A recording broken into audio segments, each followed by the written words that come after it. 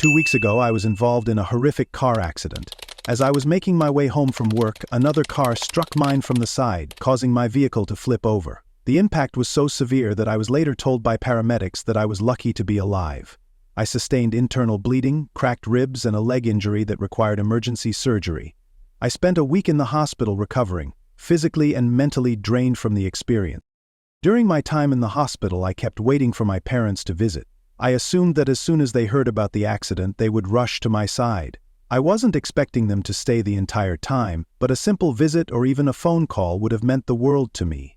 To my shock, they didn't show up for days. Even though the hospital had contacted them, my parents took their time before even responding to my messages. At first, I tried to justify their absence, telling myself that maybe they were busy or distracted by other things. But after 5 days of radio silence, I couldn't deny how hurtful it was. I had lost hope in receiving any form of support from them when I learned that instead of being at my side, they were attending my brother's awards ceremony. He had received recognition for his achievements, and that was where their attention was focused. Meanwhile, I was recovering from surgery, alone and forgotten. It wasn't that I resented my brother's success. I understood why my parents were proud of him. He's always been the golden child, and from a young age he has been showered with praise for everything he does. But in my heart, it was clear that I had always been the one who went unnoticed, the one whose accomplishments were met with indifference. When my parents finally arrived at the hospital a week later, they brought flowers and tried to act as if everything was fine, but I could tell their minds were elsewhere. They didn't seem to have any real concern for my recovery. They were preoccupied with something else. Eventually it came out. My brother had been arrested for a massive fraud scheme at his company. He had been falsifying accounts and embezzling funds, and now they were asking me for help. They wanted me to dip into my savings, the money I had worked so hard to set aside from my job as a project manager in IT, to bail him out. They had already spent much of their own money hiring attorneys for him, and now they were asking for more. It felt like a slap in the face. When I was laying in a hospital bed, alone and struggling, they didn't care. But now, when their golden child was in trouble, they needed me. I couldn't believe it. Why should I help him? My brother had never faced the consequences of his actions, and now, after everything, they were asking me to clean up his mess. I refused. I told them that even if I had the money, I wouldn't give it to them. I reminded them that they hadn't even cared enough to visit me when I was recovering in the hospital, yet now they expected me to sacrifice my savings to help their beloved son?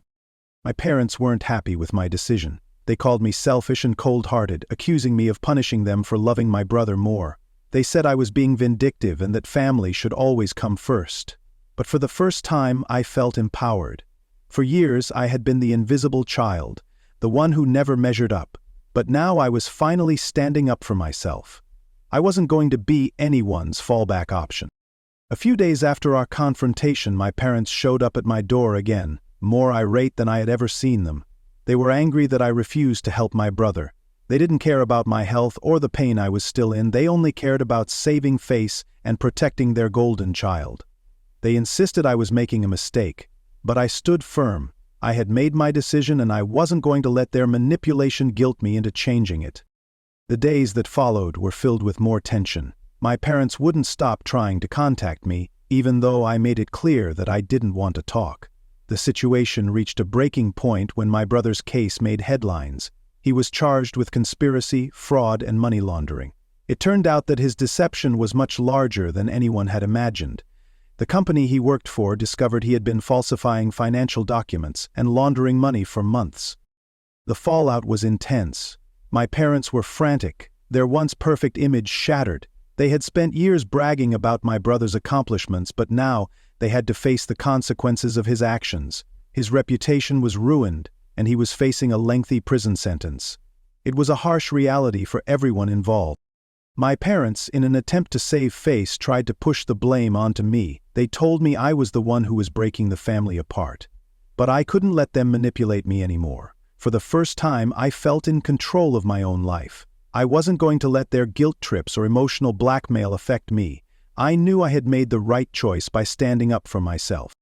After everything that had happened, I knew my parents had made it clear where their priorities lay.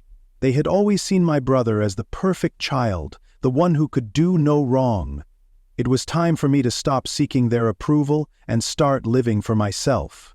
I couldn't be their tool to fix their mistakes, and I wasn't going to sacrifice my well-being for the sake of their false sense of family loyalty.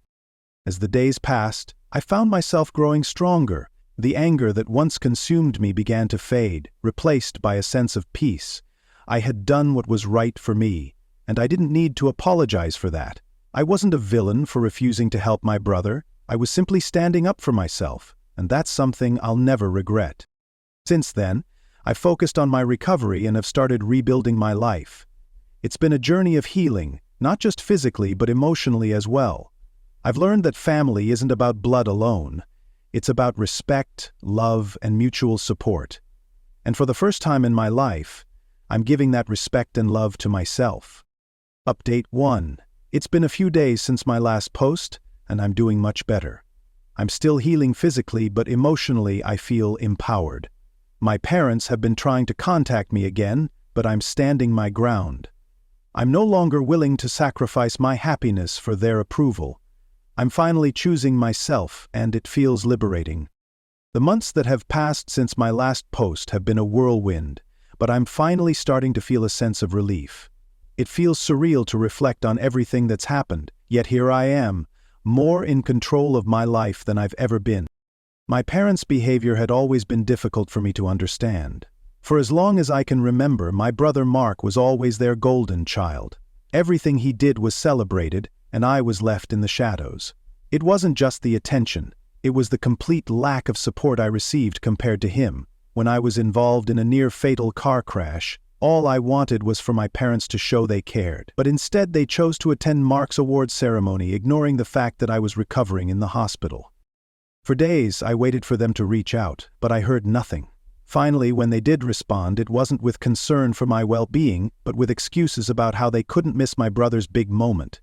This disregard for me once again shattered something deep inside. And when they later approached me, asking me to help bail out Mark after his arrest for fraud, the betrayal hit me like a ton of bricks.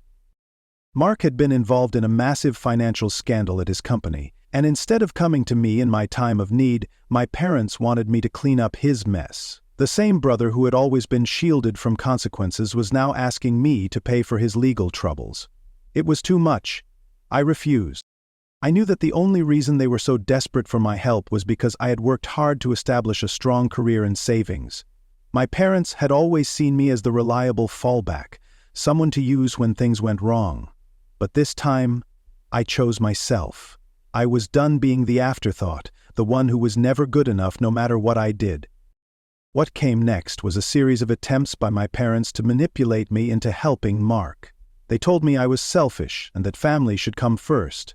They tried to guilt-trip me into believing I was being a bad person for not helping, but for the first time, I felt empowered. I knew what I had to do. Things escalated when I received an email from Mark, sent through one of his friends. He claimed that he was being framed, that he was just a pawn in a larger scheme, and that I was the only one who could save the family from falling apart. I almost didn't read it, but my curiosity got the better of me. He admitted to being involved in the fraud but tried to shift the blame onto his superiors. He pleaded with me to help him, just as my parents had done. The line that really struck me was when he said that I was the only one who could hold the family together. That was the moment it hit me. He knew exactly how toxic our family dynamic had been.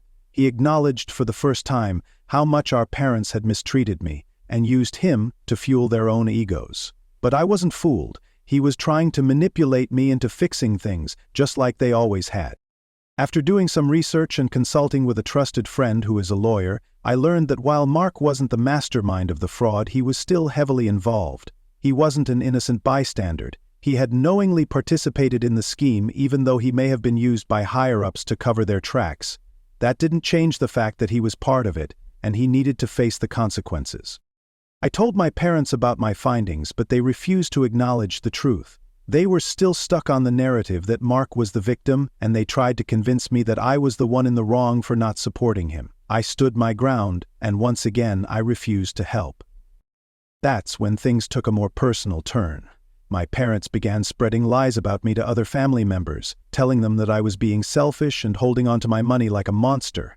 They conveniently left out the part where they ignored me when I was in the hospital and tried to manipulate me for Mark's sake. It was hurtful, but it was also eye-opening. I finally realized that I wasn't the problem here. It wasn't me who had been selfish, it was them. Then, something unexpected happened. Family members who I hadn't spoken to in years started reaching out to me. They shared their own stories of how my parents had manipulated them, too. It was a strange but comforting revelation. I wasn't the only one who had been mistreated by them. My brother had caused damage to so many people, and my parents had covered it up for years, just as they had done with me. What my parents never realized was that their constant adoration of Mark had alienated them from so many people, including me. I wasn't the crazy one. I wasn't the one who had a problem with how things were. It had always been them, trying to control everything and protect Mark at all costs. And now, things had come full circle. My parents were on the verge of losing everything. Mark was facing charges that could land him in prison for years, and my parents were left to deal with the fallout of their actions. In a final act of desperation, they tried to pressure me one last time to help them. They even enlisted my aunts and uncles to turn me against myself, but I refused to fall for it again. It was then that I made the most liberating decision of my life. I cut them off completely. I blocked them on all platforms, and I even instructed the front desk of my building to refuse them entry. I wasn't going to be anyone's scapegoat anymore. I wasn't going to be used and manipulated just because they needed someone to fix their mistakes. Now I finally feel at peace. For the first time, I'm living my life on my own terms. I no longer have to deal with the emotional abuse of constantly seeking approval from people who never cared about me. I've found my voice, and I'm not going to let anyone take that away from me. I'm done with the family that never saw me for who I am. I'm done with trying to fit into a mold that was never meant for me, and most importantly, I'm done letting my brother or my parents dictate my worth. I have control over my own life now, and that feels incredibly empowering. Thank you to everyone who has supported me through this. Your kind words and encouragement have made all the difference in helping me stand up for myself. For the first time, I'm excited about my future, and I'm ready to create a life that's truly my own. The key lesson from this story is the importance of setting boundaries, prioritizing self-respect, and recognizing when it's time to stop sacrificing your well-being for the sake of others. Throughout the narrative, the protagonist faced consistent emotional neglect and manipulation from their family, always being made to feel second-best and unimportant. However, the turning point came when they finally realized that they deserved to put themselves first. For an elderly audience, this story serves as a powerful reminder that it is never too late to reclaim your own sense of value and assert your independence. Life can sometimes be shaped by the people around us, but we must recognize when we are being mistreated or taken for granted. The strength to stand up for oneself, even when it means facing difficult decisions and cutting ties with loved ones, can lead to a more peaceful and fulfilling life. Prioritizing your own health, happiness, and emotional well-being is not selfish. It's necessary.